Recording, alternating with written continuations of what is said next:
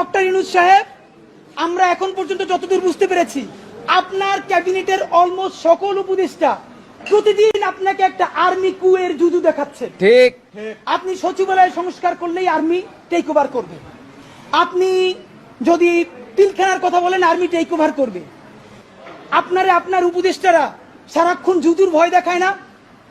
আপনারা বলি, একটু কান দিয়ে শুনেন, যদি ওয়াকার সাহেবের এবং আর্মি জেনারেলদের সাহস থাকে, আই রিপিট সাহস থাকে, একটা কুক ওইদি দেখাইতে বলেন। ঠিক ভাইরা, ব্যাপারটা এমন না। লিথাল উইপেন যখন চলে তখন পুলিশের উইপন আর আর্মির উইপেনের পার্থক্য থাকে না, প্রত্যেকটাই জীবন কাইরে নেয়।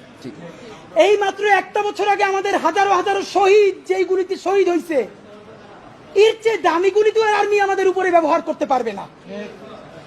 আপনি মনে রাখেন, এই ওয়াকার সাহেব অথবা আর্মি যদি কোনো কু করার চেষ্টা করে, জনগণ গিয়া ক্যান্টনমেন্টের ইট খুঁজে নিয়ে আসবে। ইট, ঠিক, একটা ইট ক্যান্টনমেন্টে আস্থা থাকবে না, আপনি যাইকে রাখেন। ঠিক।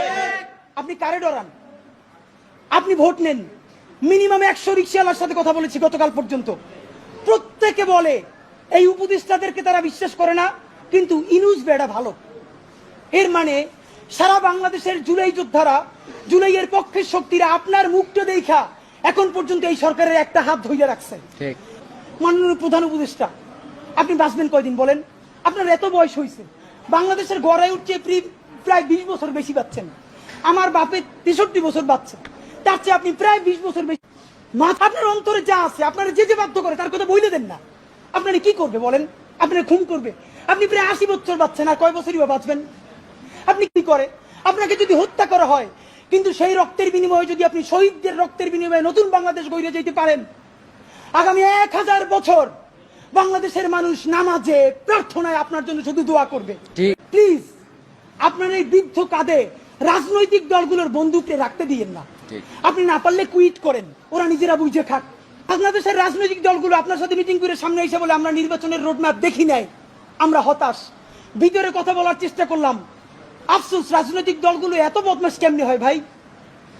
ভিতরে তারা একটা বারো ভালো করে কোন রাজনৈতিক তারা নির্বাচনের ম্যাপ দেয় না। প্রধান উপদেষ্টারে তারা গিয়ে বলে বড় দলগুলা, ওই পেট্রো বাংলার চেয়ারম্যানটা কিন্তু আমাদের লাগবে, অমুক বিশ্ববিদ্যালয়ের ভিসি কিন্তু আমাদের লাগবে, স্বরাষ্ট্র আর জনপ্রশাসন মন্ত্রণালয়ের সচিবটা কিন্তু আমাদের লাগবে।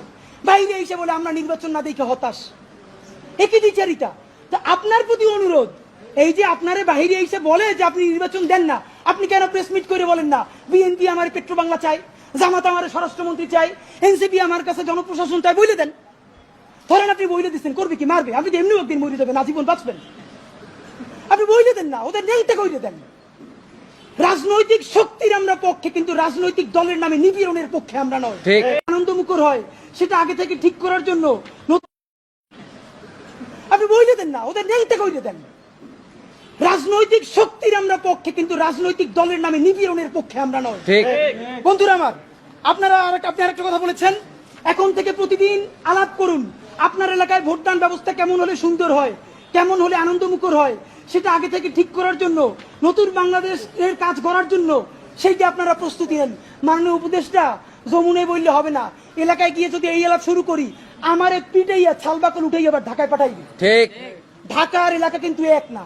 এলাকায় সেই পরিবেশ আপনি তৈরি করতে পারছেন? এলাকার ওসি প্রতিদিন এখন বিএনপির উপজেলা সভাপতির ফোন করে ডায়াবেটিসের খবর নেয়। তা আমার কথা যদি বিএনপির বিপক্ষে যায়, আমার কথা যদি জামাতের বিপক্ষে চায়, তারা তো আমার দৌড়ানি দিয়া কি করবে তা তো আপনি বুঝতে পারতেছেন না প্রধান উপদেষ্টা।